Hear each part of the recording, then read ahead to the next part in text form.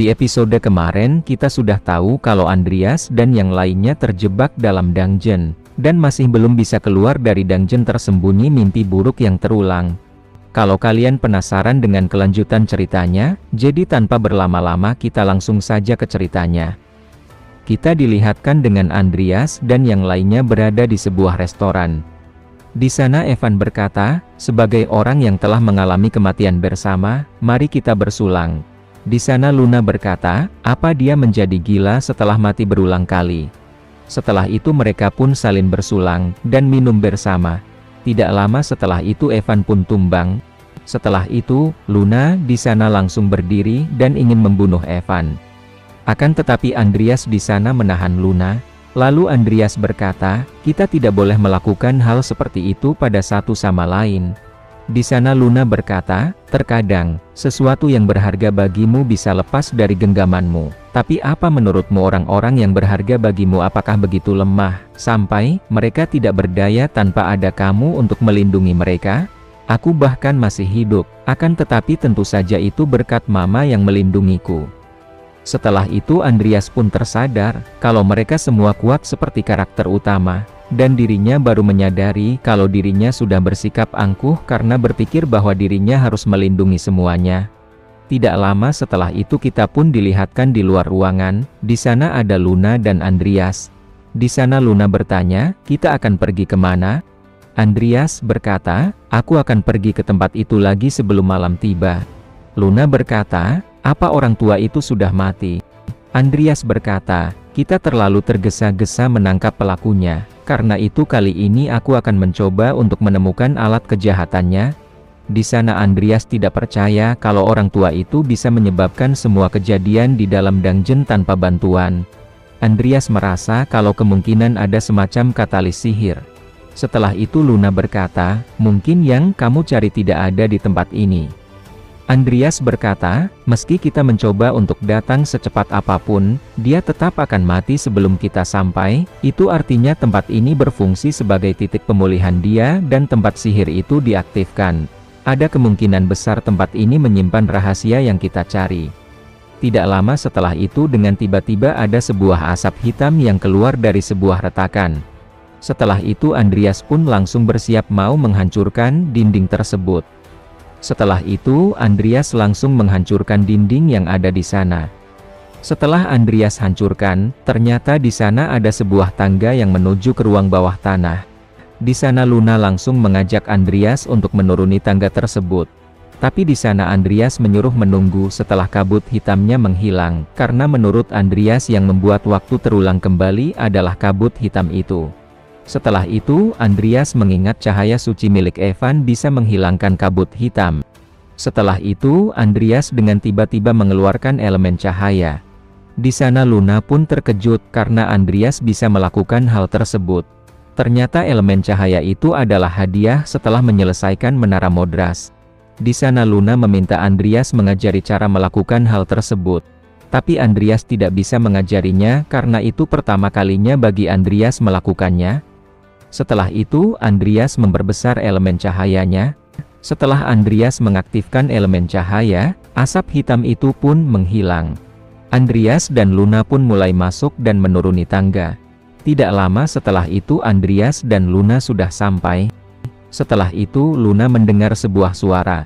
Di sana Luna bertanya pada Andreas, apa kamu mendengar suara? Setelah itu Luna mendengar suara kembali. Setelah itu Luna berkata, ada seseorang di depan sana, apa kamu bisa membuat cahayanya lebih terang? Di sana Andreas akan mencoba untuk membuat cahayanya lebih terang. Andreas merasa kalau menjaga supaya tetap bercahaya saja sudah sulit, lalu dirinya ragu apakah bisa membuat cahayanya lebih terang. Di sana Andreas berusaha dengan keras untuk membuat cahaya itu lebih terang. Di sana Andreas terus-menerus membentuk ulang proses pembentukan elemen cahayanya, sampai membuat elemen cahaya itu membesar. Setelah cahaya itu mulai membesar, tempat tersebut mulai terang. Ternyata di depan Andreas dan Luna di sana ada seekor naga yang sedang tertidur.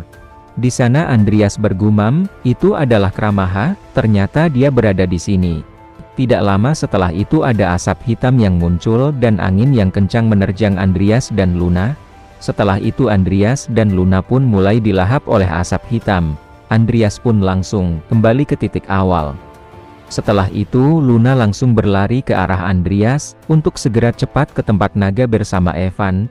Di sana Andreas meminta untuk merahasiakan apa yang terjadi hari ini pada Evan.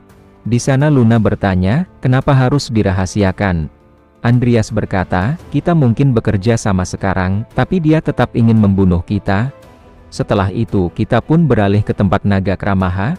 Di sana Andreas berusaha menerangi naga Kramaha dengan elemen cahaya miliknya. Di sana Luna berkata, ada sesuatu di dadanya. Andreas berkata, itu pasti inti dari naga itu. Lalu Andreas menyuruh Luna untuk menghancurkannya. Setelah itu Luna pun langsung melompat ke arah naga Kramaha dan langsung menyerangnya. Akan tetapi Luna masih belum bisa menghancurkan inti dari naga. Di sisi Andreas dia sudah mulai mencapai batas kemampuannya. Andreas merasa kalau dirinya tidak punya pilihan lain selain melanjutkan di keesokan harinya. Setelah itu kita pun dilihatkan di keesokan harinya. Di sana Andreas dan Luna langsung bergegas pergi ke tempat naga Kramaha. Di sana Andreas bergumam, kalau serangan Luna tidak mempan, kita tidak mungkin melakukan ini sendirian. Setelah itu Andreas berkata, kita harus meminta Evan untuk membantu. Di sana Luna pun terkejut setelah mendengar perkataan dari Andreas.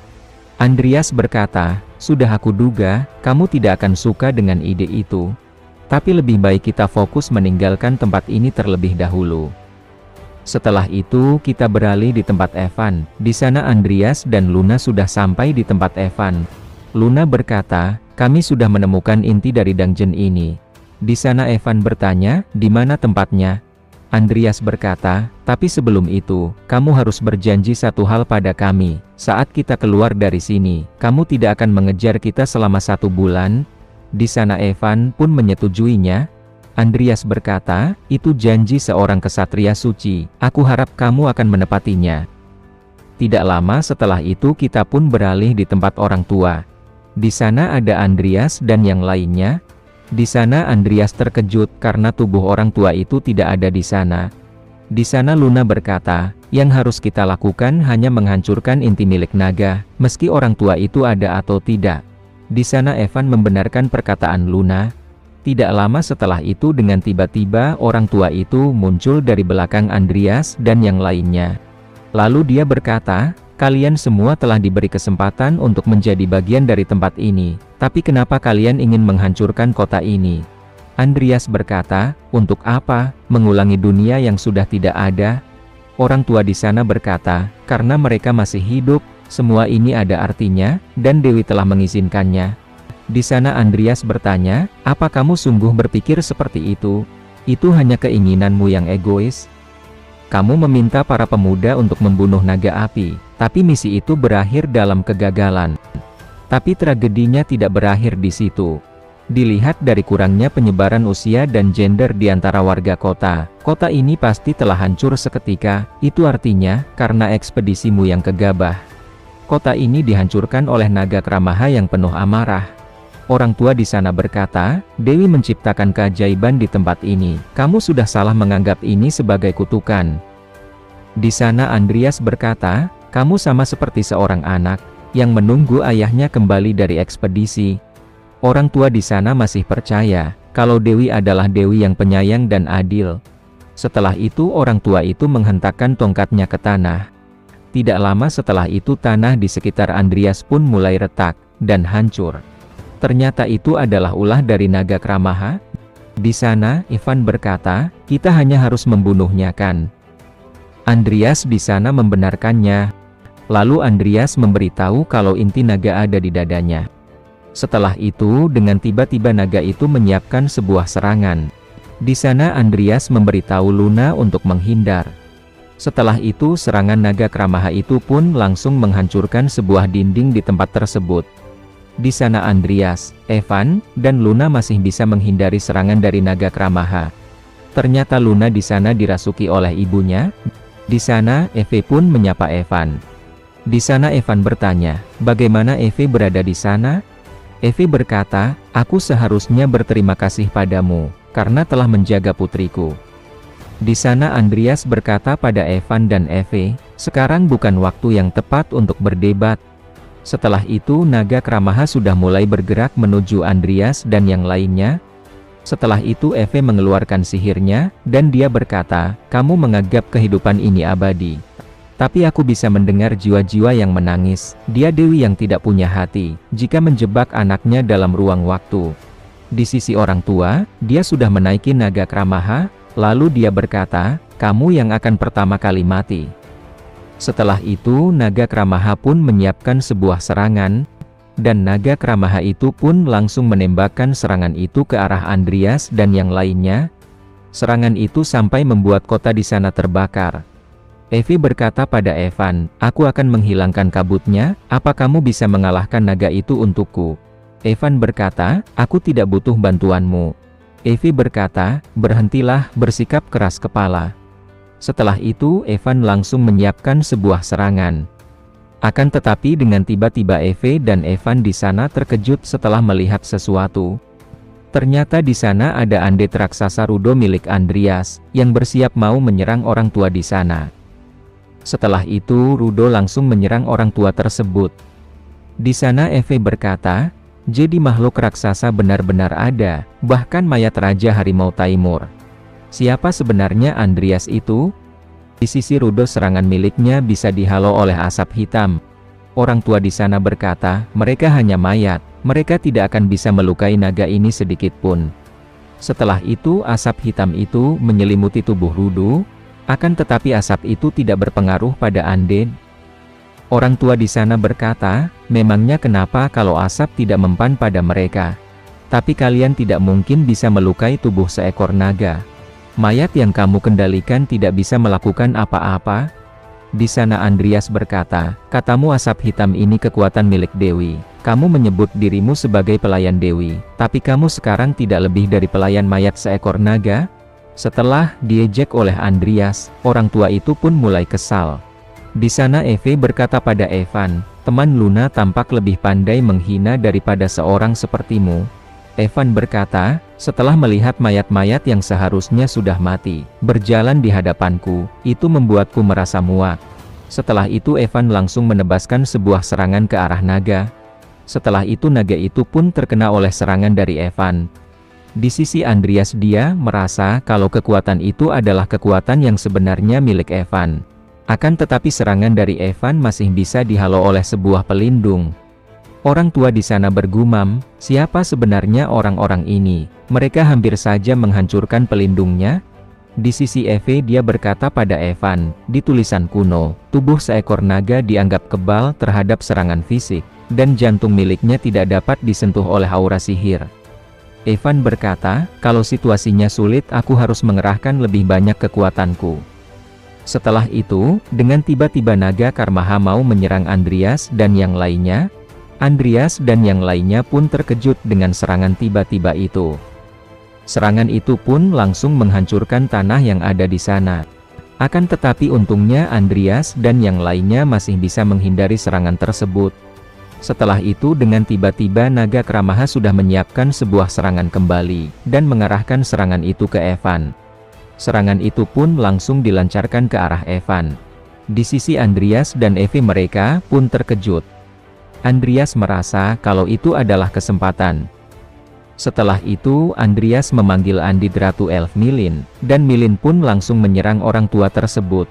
Akan tetapi serangan dari Milin masih bisa dihalau oleh orang tua itu. Di sisi Andreas dia berkata, perlindungannya bahkan bisa menghentikan serangan mendadak Milin.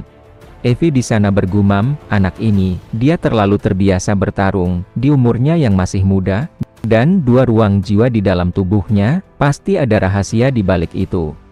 Setelah itu orang tua di sana dia menciptakan sebuah pasukan kesatria.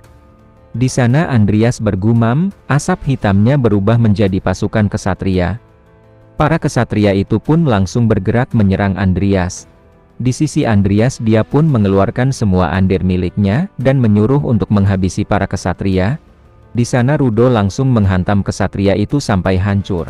Taimur pun juga sudah berhasil mengalahkan salah satu kesatria. Eve di sana berkata, "Kita harus pergi, aku akan menghilangkan kabutnya."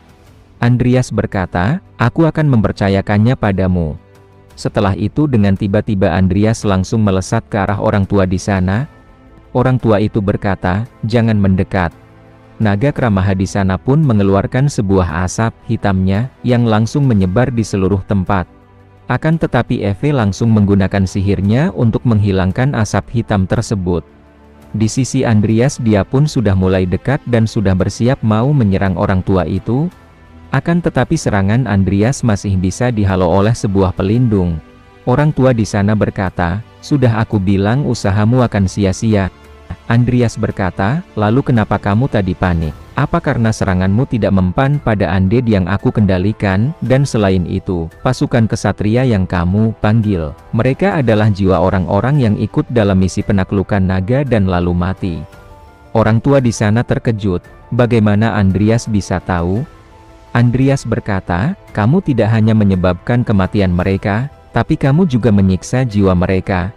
Tidak lama setelah itu dengan tiba-tiba di atas orang tua di sana, ada sebuah pedang cahaya yang banyak, dan pedang cahaya itu sudah bersiap mau menyerang orang tua tersebut.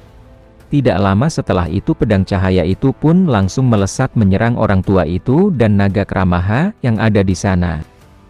Andreas yang masih ada di sana, dia masih bisa menghindari semua serangan pedang cahaya itu.